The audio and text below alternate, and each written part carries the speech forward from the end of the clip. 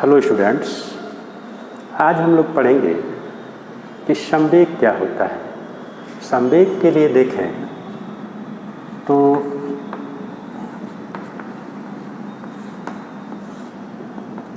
Momentum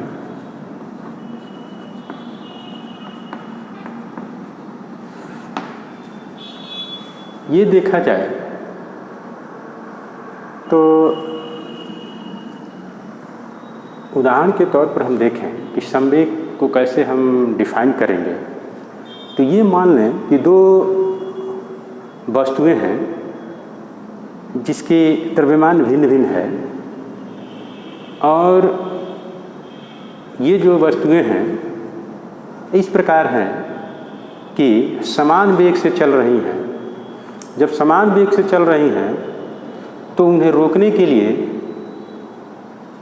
कम द्रव्यमान की वस्तु की अपेक्षा अधिक द्रव्यमान वाली वस्तु पर अधिक बल लगाना पड़ता है। जब अधिक बल लगाना पड़ता है तो इसका मतलब क्या हो गया? इसका मतलब यह हो गया कि चलने वाला अथवा रोकने वाला बल वस्तु के द्रव्यमान पर निर्भर करता है। दूसरा उदाहरण देखें कि यदि हम समान द्रव्यमान वाली दो गेंद ले लेते हैं और एक को अधिक वेग दे देते हैं और दूसरे को कम वेग देते हैं, तो हम देखते हैं कि तीव्र वेग से आने वाली गेंद को रोकने के लिए उस पर अधिक बल लगाना पड़ता है, और कम वेग से आने वाली गेंद पर कम बल लगाना पड़ता है। तो इसका मतलब क्या हो गया? इसका मतलब ये हो गया कि किसी वस्तु का विराम अथवा गति की अवस्था में परिवर्तन करने के लिए जो आवश्यक बल होता है वह वस्तु के द्रव्यमान तथा वेग पर निर्भर करता है। तो किसी वस्तु के लिख सकते हैं, अतः किसी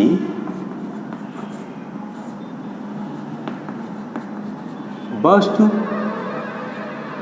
के द्रव्यमान तथा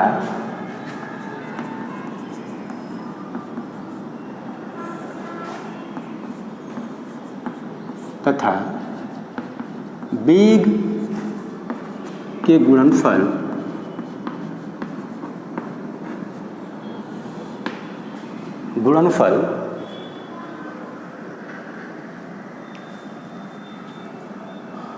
को वस्तु का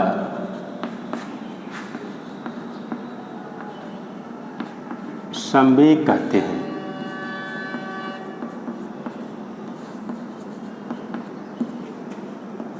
इसका मतलब कि यदि किसी मान लेते हैं, माना किसी वस्तु का द्रव्यमान m तथा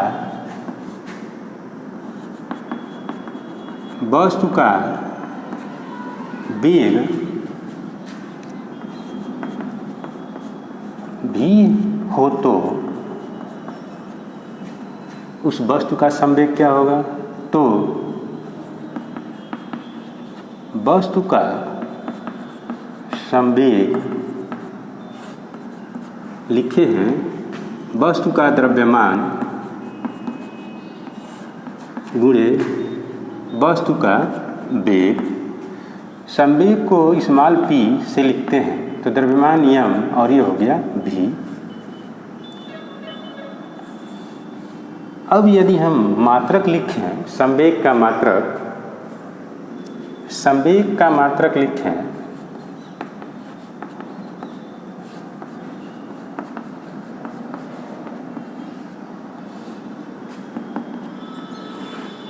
तो ये लिख सकते हैं संवेग P बराबर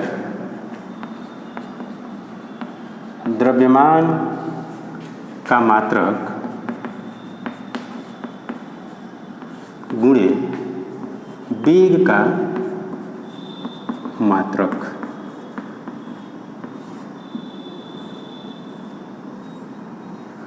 द्रव्यमान का मात्रक को हम लिखते हैं किलो से, या किलोग्राम होगा,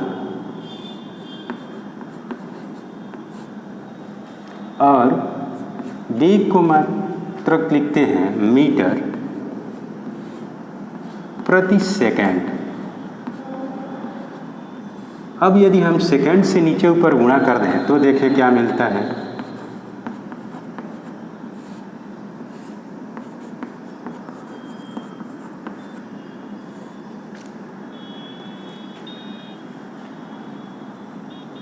ये देखा जाए, इस सेकंड को लिख लें तो ये मीटर पर सेकंड स्क्वायर हो गया। किलोग्राम मीटर पर सेकंड स्क्वायर को लिखते हैं न्यूटन,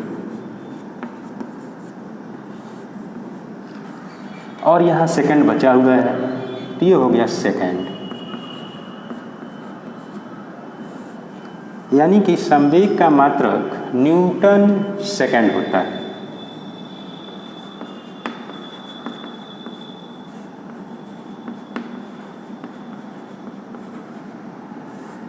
न्यूटन सेकंड होता है। अब थोड़ा सा उदाहरण हम देख लें कि दैनिक जीवन में उदाहरण क्या होता है।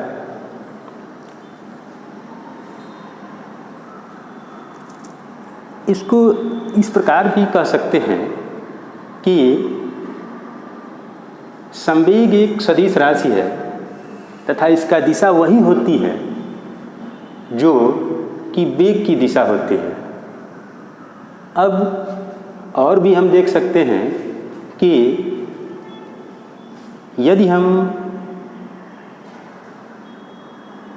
थोड़ा सा और सीजीएस प्रणाली में देखें तो इसका जो मात्रक होगा, किलोग्राम को लिख सकते हैं ग्राम, और इसको लिख सकते हैं सेंटीमीटर, और ये हो गया सेकंड। सेकंड से नीचे ऊपर